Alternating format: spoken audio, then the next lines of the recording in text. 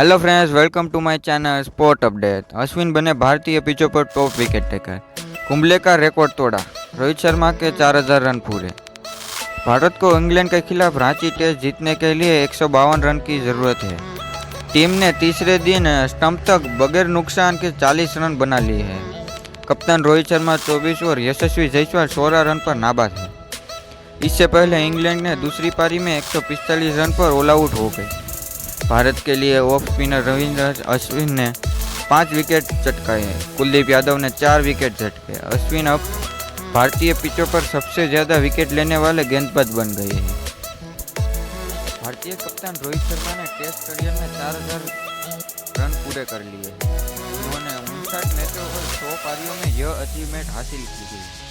उन्हें पहले वीरेंद्र सहवाग, सुनील गावस्कर, राहुल द्रविड़, चेतेश्वर पुजारा, सचिन तेंदुलकर, विराट कोहली, मोहम्मद अजरुद्दीन, जी विश्वनाथ और गौतम गंभीर जैसे भारतीय बल्लेबाज ने टेस्ट में 4000 से ज़्यादा रन बना चुके हैं।